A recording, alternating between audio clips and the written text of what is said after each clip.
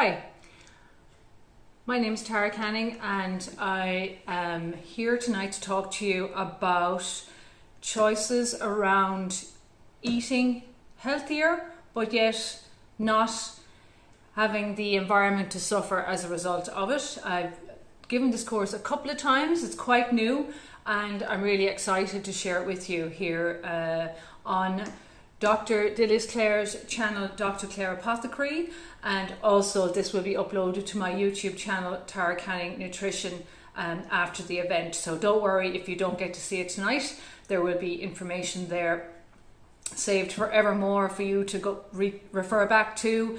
And what I'd like you to get out of this evening is some practical tips and knowledge around the world of nutrition, because I'm a nutritionist, but I was also a chef many moons ago. So just bringing those worlds together, and I have a very big passion about eco-awareness and eating better, making better choices for the environment and everybody else. So I hope you can take something practical from this and share it forward.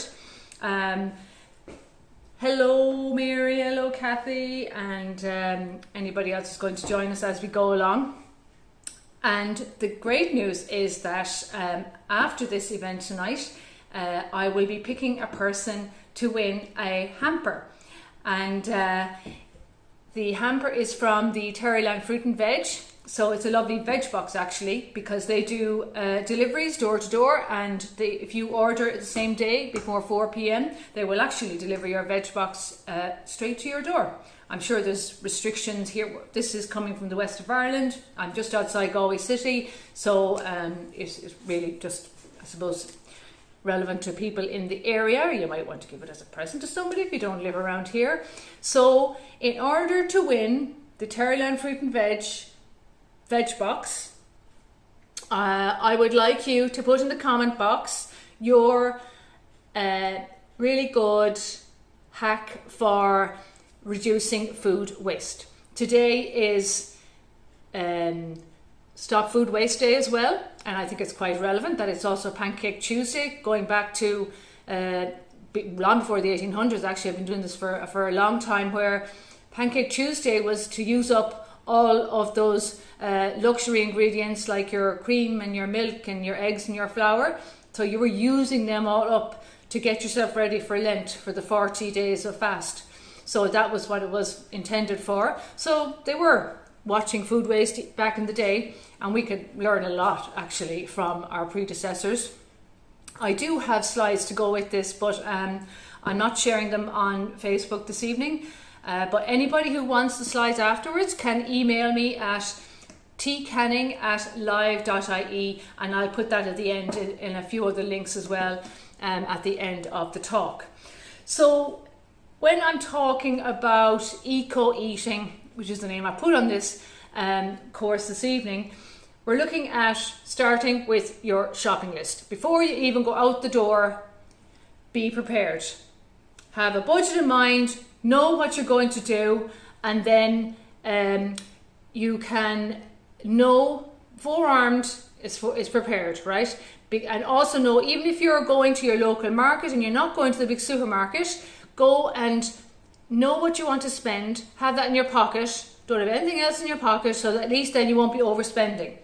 And I know my glasses are glaring, but unfortunately I'm half blind, so I have to have my glasses on to read this. Thank you, Rich. And so anyway, so you have to have a budget in mind, and whether you're in the supermarket or you're going to the nice market, and have a shop prepared. So you're going to shop for the week, you're going to do one big shop for the week or two smaller shops. I had a client the other day who just feeds himself, and what he was doing was he was buying big amounts of food once a week, and then most of it was just wasting away in the fridge. And he found that very disheartening. So we decided, right, we're going to break it down into two smaller shops in the week. And that way then he can control it more and there's less waste. The smallest little changes can make the biggest amount of difference. And the average household in Ireland is wasting over 200,000 tons of, no, when we her household, the whole of Ireland, 200,000 tons of waste per year. It's huge. Just ridiculous. So the other thing is as well, when you go into the supermarket, don't fall into the trap of the Super 6 or these other special offers that they have. They're all great. We all want a bargain. We all like to shop and get our money's worth. But they're designed for you to buy something that you don't really need. So don't buy beyond what you need. You don't have to buy all 6 of the Super 6 on for the week. Yeah? Just pick 1 or 2. Or if you are going to buy some of them, freeze some for another time. And that way then you're not falling into that trap. They put a lot of time, effort and money into the marketing of the strategy of supermarkets and how they lay them out, and they know exactly how to get the maximum out of you. And they have it very, very well researched in the supermarkets that you go into.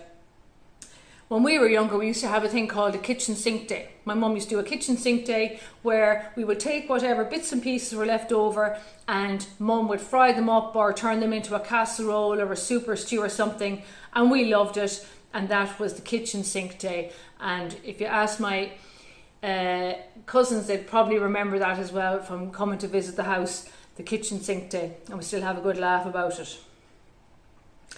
So, kitchen sink day. The big thing to remember about trying to be eco-aware is love your freezer, right? If you only have a tiny little freezer, then invest in one. You can get these littler chest freezers, we'll call them, right? Invest in one of those. It's a great thing to have because the freezer is where you're going to really, really help to reduce your waste and reduce your carbon footprint. I'm a big fan of the Ziploc bag. On my YouTube channel, I have a video there literally looking into my freezer. Can't do that this evening because I'm not that flashy with the camera and my computer. So this now, for example, is black currants from our garden. So they're Ziplocked away and I throw them into smoothies, pies, crumbles, soups, stews, all sorts of things. I had a big lot of tomatoes this year, so I got loads of different tomato sauces. So I broke them down into smaller amounts because we wouldn't be eating a big amount at a go. So that's in the freezer to be used up. Could be using a bolognese, or even if I don't have time of an evening, I defrost it and then I can just flash it through some cooked pasta, throw in some vegetables, a bit of meat if I have it there, and there you have an easy dinner in no time. The other day I was even cutting up an onion and I only needed half it, and the other half is diced up into the freezer. A lot of us are really, really busy and trying to get that balance between eating well and keeping your waste down and not reaching for the takeaway or the highly processed food. All of these little tricks are going to help you on both scores. This is a curry. This is a vegan curry, packed full of vegetables, and even things like curries and casseroles and stuff like that. They're great vessels for waste because you can chop up all sorts of vegetables and throw them in there. I will always have a big Ziploc bag of things like chickpeas in the freezer as well. They're so handy to throw into things like that, and it's a good protein source to keep you fuller longer. Or if you want to just have a curry base in the freezer, then you can go to your local butcher and buy some nice meat, or your local fishmonger or supermarket, or your local farmer's market even, and get some fish, whatever you like. Just keep it fluid. I went to another course another time, and it was on intuitive cooking, and it was great because it's all about that sort of not being hard on yourself and going, oh, I have to do my chicken one night a week, my 2 veggie meals another night a week. You have to be a bit more fluid, a bit more bendy about these things, because if you do that, then you're allowing yourself to be open to eating other foods and making other meals that are going to be using up the leftovers. I'm always like thinking one day ahead, or if there's something left over from the dinner before, I'll use that as a leftover, throw it into a little box, and that'll be my lunch the next day. And so you're all constantly thinking ahead. I'm always saying that to my clients. And if you do that, you won't fall off the wagon as hard or as quick. Again, just like doing your shopping, if you're prepared, you're better that way. So when you're freezing something, you've cooked something, you've some left over, you have to freeze it within an hour of cooking it. And that way then you have reduced the chance of the bacteria to grow. Bacteria grow between from 6 degrees upwards. Your fridge is between 0 and 5 and should be that, and always check your fridge to make sure it is the right temperature. And then your freezer then is obviously 0 and beyond that. Bacteria don't grow between 0 and 5. Once you hit 6 degrees, it starts to grow. But in the freezer, it kills bacteria. Bacteria doesn't like that to be frozen, but it can manage to stay dormant if it's in your fridge. Mine's here behind me. And if it's in the fridge, then once you come back then into the room temperature, that bacteria starts to grow. So that's where you get food poisoning. So be careful about that. Never refreeze food that you've defrosted already, because as you defrost it, the bacteria is starting to grow. So that's a no-no. Be very careful about that. And if you stuff in the freezer, use it up within 3 months. Bring stuff forward as you put in the new stuff behind it, and rotate it. And if it's got that freezer burn, or the covering on it's got broken or something like that, just throw it out. Be careful. We don't want you getting sick either. All right. And the other thing as well is, if you pack your fridge or your freezer too much, you're actually running the engine harder, and then that actually reduces your carbon emissions as well. So actually not overpacking your freezer is something people don't think about, and that's quite important too. In terms of fruit and vegetables, the argument, should I buy fresh, should I buy frozen? And I know in the winter time, when there's not much availability of seasonal fruit and vegetables, it is okay to use frozen vegetables. Better again if it's frozen from your own crops that you would have had during the year in the garden. But if it is, go to your local supplier and freeze some of that down and use that. The other thing is as well that people don't realise is that when you freeze fruit, especially berries, it increases the nutrition, and these things called antioxidants in your berries, etc., they actually get stronger and stronger as you freeze them. So your blueberries, your blackberries, your raspberries, all that kind of stuff, the antioxidants increase. Think of the really bright coloured fruit. And things like your carrots and stuff like that as well, because they're bright coloured, they would be better in those as well. So you can freeze your fruit and vegetables, and for the same reason, use them up within 3 months, all that kind of thing. Throw them into a soup or whatever if you think it's going to go off. And the other thing about using local, and if you consider yourself picture yourself at the centre of a circle, and that circle goes out wider and wider and wider. If you can try and eat your fruit and vegetables within a radius of about 30 miles, we'll say, that seems to be the best from what I'm reading. Now, if you have to go beyond that, fine. But this, and the other thing that people don't realise is that those fruit and vegetables that have been grown in that local soil, that local land, they've got those local bacteria, and that is what we are exposed to in our local environment, and we adapt to that. So it's something that does link nutrition, like we're talking about tonight, and having a lower carbon footprint and eating locally. Is that actually eating from around your environment makes you stronger, because having those local bacteria, it's like your body banks that information, and then it makes your immunity stronger, and then when you get sick, you can bounce back quicker. In the same way as, they say to use your local honey. The local honey is packed with those local antibodies, just like that bank, and your local honey has got bee pollen in there, which is very good for immunity and also very good for hay fever, and it's got the propolis in there. A lot of people were using a lot of propolis during COVID because there was some research coming back saying that it's very good, especially for around that exposure in the throat and the pharynx and the larynx area, to really heal that up. Propolis is very good for immunity. So local honeys, local fruit and vegetables, and the other thing as well is, of course, eating your local, where possible, meat. A lot of the butchery now in the last 20, 30, 40 years has kind of centralized. They closed a lot of the little abattoirs that were around, and they kind of merged all these abattoirs into bigger ones, and we unfortunately get buying in a lot of really bad quality meat as well. I come from a meat family background. I see a few of my cousins here online this evening, so I do appreciate that we have very good quality meat here in Ireland. Grass-fed beef is one of the best in the world, and there are, again, going back to the microbiome and those local bacteria and the antibodies. So those cows, for example, are out in the fields eating the grass, and that's in your local area. So you're using your local farmer, so you're building up those antibodies again. Remember, you're going back to the bank, that immunity bank, and then you're going to be stronger and have a better immunity. And also as well, less likelihood that it will have been, preserved and brought thousands of miles and pumped full of different chemicals, all of these kind of things that we want to reduce if we want to be healthier and live a longer, better quality life. So that's the meats as well. Ask your local butcher.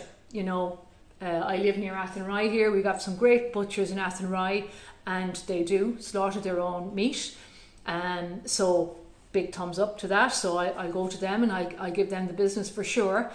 We're very lucky that we have Mad Yolk Farm here around Galway with his lovely eggs. Friendly Farmers over the road with his lovely chickens and his eggs and his turkeys at Christmas time and his chickens and that. Know your local suppliers, and in some cases you will pay a bit more money.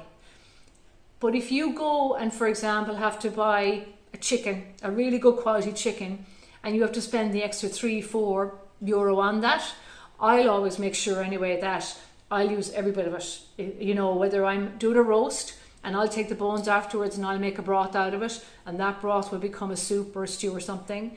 Any little other bits of meat will turn into a sandwich or a salad or something like that. Beef, same thing applies. So getting the most out of it. Other countries place a bigger value on how much they spend on their food, and I don't know why it hasn't translated over here. I'm sure somebody like Kathy, the culinary Celt, would probably be able to answer that one for you. But we need to place more value in spending that extra bit of money and getting good quality ingredients. And it does pay off in your health and give you a better quality of life. And those antioxidants that I mentioned, what they do is they go around the body. They're like sweepers. They go around the body sweeping up the baddies, reactive oxygen species they call it, right? And it goes sweeping them up, and that's what keeps you less risk of getting heart disease and things like that we don't want to be getting.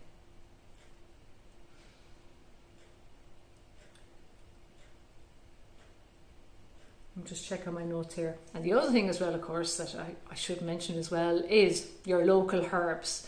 Herbs, not only for using as a condiment in cooking, but herbs as well that you can use as medicine. I work in a herbal medicine clinic in Galway for the last 15 years with Dr. Claire, and we try wherever possible to use the local herbs in terms of medicinal effect, but also in cooking. The nettle sprouts are starting to come up now, and use them in your soups. You can make a little pesto. The wild garlic is starting to come in.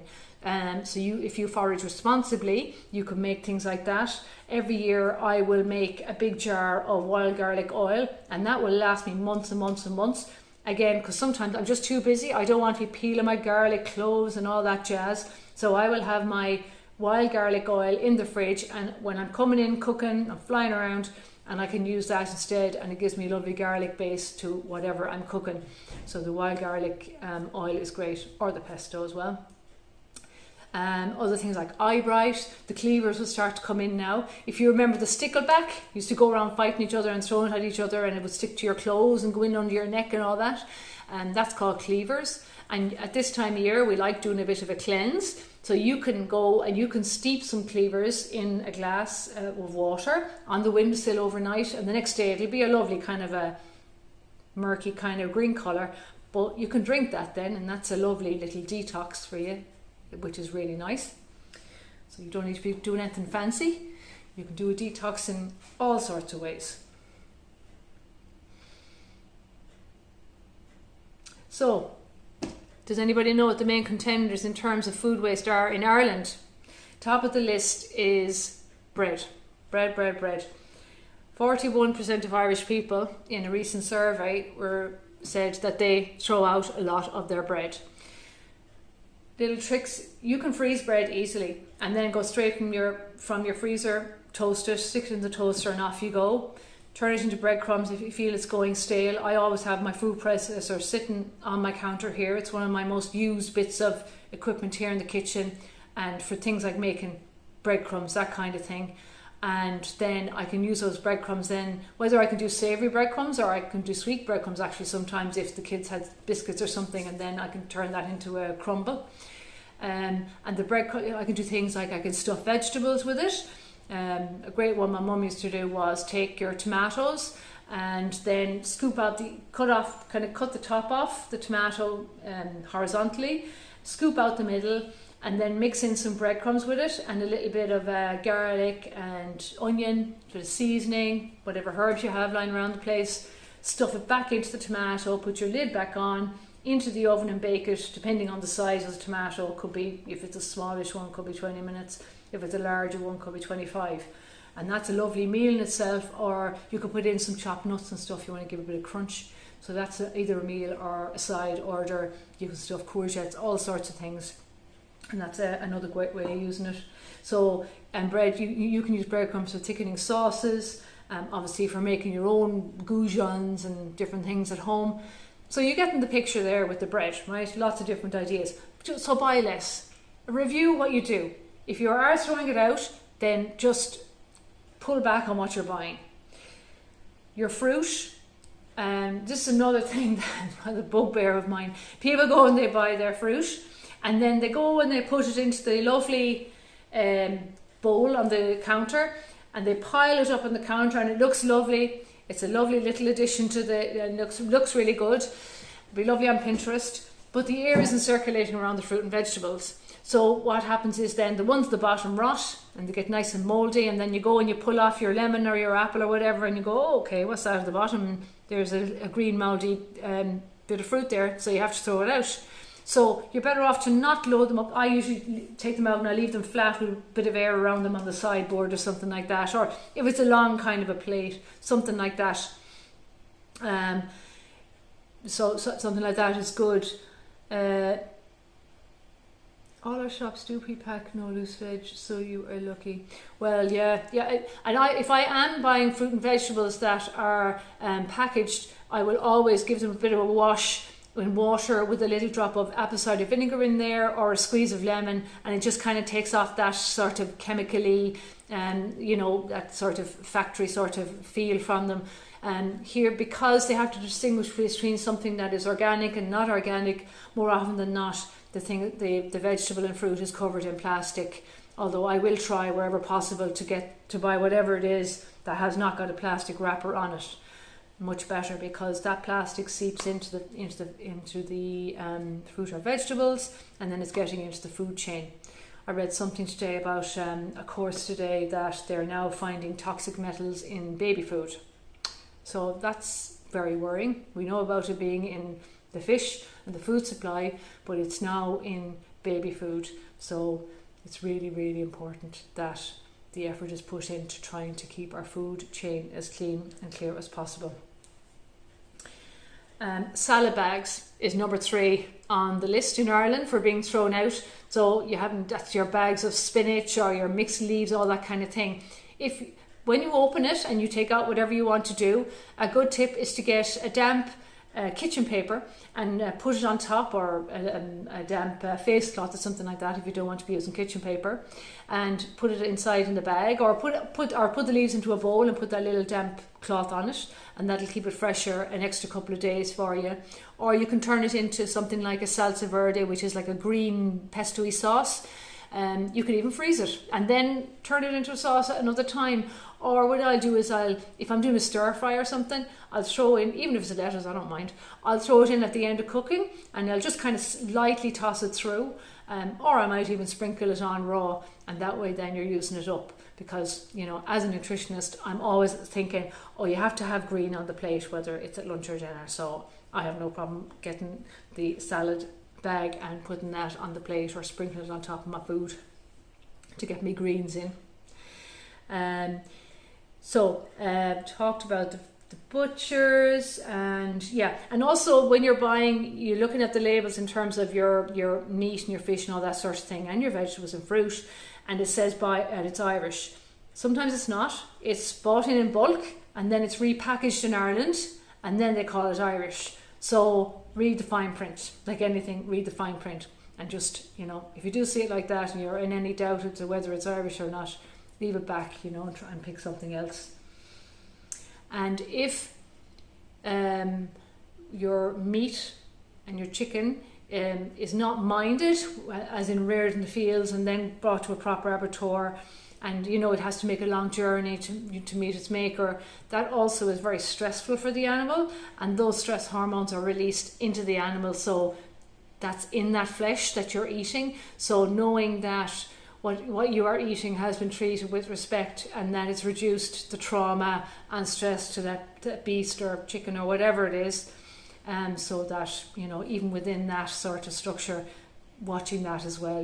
People don't think about that too, but yeah, that stress does pass on to us, unfortunately, within the flesh of it. And when you're buying your fish, we're very lucky to be on an island here, and you want to aim to eat the smaller fish on the food chain.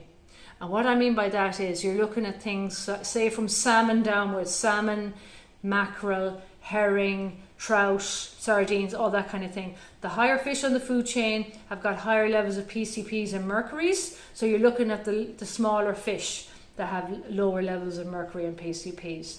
And trying to buy wild salmon and wild fish is hard. It is very expensive. If you can, do it. If you can find it, if you can afford it, great. I can't really. It's hard. It's a hard one really, because most of our fish now is being farmed. So it's making sure that they're good quality fish farms and using best practice. And even down to your grains. I remember when I was going to college for my nutrition, I remember a story about an area of India, I think it was India, where they eat a lot of chickpeas. And there was a particular area where they didn't really have, much disease or cancer and that kind of thing. And they did a study between that area and other areas of India. And they eat a lot of chickpeas. And what they found was that in the area where they reduced levels of disease, they ate chickpeas that were literally coming from the farm, or from the fields, we'll say. And they had these bacteria on them. Whereas the other chickpeas were coming from elsewhere, they had been packaged and dried or whatever, processed in some sort of way, and they cleared off all these bacteria that were on the chickpeas. And they actually linked that to the levels of disease between one area and the other. And that always stuck in my head, so that really does tie in with what we're saying about the bacteria and the microbiome. So having lots of grains in the house is brilliant. A lot of people, have reasons why they don't want to be buying things like quinoa and that kind of thing from South America, where it's taken away from the local people. But you can actually grow quinoa here in Ireland. I grew it myself, so it can be done. So you never know, you might want to experiment with that. Having beans and pulses and that kind of thing in the cupboard or in your freezer, as I was saying earlier with the chickpeas, is a good thing to do. They're cheap. You can buy it organic, so then that it hasn't been exposed to many things. And what I tend to do is I get a big bag of organic beans or chickpeas or whatever it is, cook them in the pressure cooker, and then cool them down, give them a good rinse, and then put them in a Ziploc bag into the freezer. And that's a really good tip of having a protein source at the ready for you to use, and they're already cooked and everything. Pressure cooker is a great thing, which is very actually carbon friendly, because you're cooking something really quickly and you're not using loads of fuel to do it. So it's a good tool to have in your armoury. And other great resources that I like are the Stop Food Waste initiative that's on at the moment. So look up that, and there's loads of different links on that. Really, really interesting stuff. One thing I spotted was the difference between best before and expiry dates. A lot of people get confused about that. So best before, think of it like the word best. So it's telling you it is at its best before this date. Doesn't necessarily mean something has gone off. You can still use it if it looks fine, if it feels fine, if it smells fine. So that's best before. And expiry date means, okay, by this date you should have eaten it, and if you haven't eaten it by this date, throw it out. So best before versus expiry date. That's the difference between the two. So yeah, the stopfoodwaste.ie, they have a calendar every month. I'm sure if you follow me, you'll see that I put them up pretty much every month, and they're great, and it shows you what's in season, and it keeps a nice little record for you, and I find it a lovely visual, and you can print them off and put them on your fridge or whatever, and they're a very, very nice thing to have. Another great one is the Environmental Working Group, ewg.org, and every year they do the Dirty Dozen, which is showing, they literally test fruit and vegetables to see the levels of pesticides and all nasties in them, and then they produce a list based on that, on their results, and it has the top 12, the Dirty Dozen. So every year I check that to see what's on it, and usually things like strawberries and potatoes and celery and different things are on it. So it's a good thing to know as well every year. And it'll also have the Clean 15 as well, so the ones that you should be focusing on more. Another tip as well is when I'm picking every year, I grow some vegetables here myself. I'm lucky enough to have enough space that I can grow some vegetables. And I've learned over the years that certain things work better than others on my land, and I go with that rather than trying to force it, and I'm going to try and I'm going to get it right this year. If I know it doesn't work, then I'm not going to force it. I'll stick to what I know, and then I can go and buy well sourced the other bits that I know just don't do that well in my soil. So having that sort of a reality check about what you can and cannot do is a really good thing to know if you are, as I say, lucky enough to have a bit of land where you can grow something. Grow It Yourself initiative is a brilliant GIY, and last year they were giving away seeds. They may do it again this year, I don't know, but there's lots of resources there as well if you do want to try and grow your own food. Slow Food International, I'm part of Slow Food Galway. Slow Food is a great movement, so I do recommend you to look that up as well if you can. And I have some nice tips regarding food storage as well, actually, and I'll put the link to that at the end of the talk. And another thing as well is that there are now food waste apps. Anybody out there got any on their phone yet? Anybody tried any in Galway or around the country or wherever somebody may be? In Galway now, we have, well, I found 3 anyway. 3. So there is one called Too Good To Go. So what you do with these apps is you download them onto your phone, and then they'll know what area you're in. And the principle of them is that it could be restaurants or shops or cafes, delis, hotels, and if they have food at the end of the day that they have left over and they don't want to throw it in a bin, they will make little packages up, and they will put it up on the app, whatever app they're linked to, and they will have it in a wee package, and then you can click that you want it, and then you can go and pick it up. Terryland Fruit and Veg actually are part of the Too Good To Go app, and I did see that they had that initiative going. So well done, Terryland Fruit and Veg. Very, very good. So you could do that. I tried it and I downloaded it, and then they had one in Brasco and Oramore, and I got this big, huge surprise box from them with loads of different things in it. So it really is a great thing. There's so many different types of companies doing it. So that's Too Good To Go. And Foodie Save is another one that's just arrived here in Galway anyway. Maybe in other parts of the country there'll be other ones. So Foodie Save. You've probably heard of Food Cloud, and they're very much linked to charity work as well.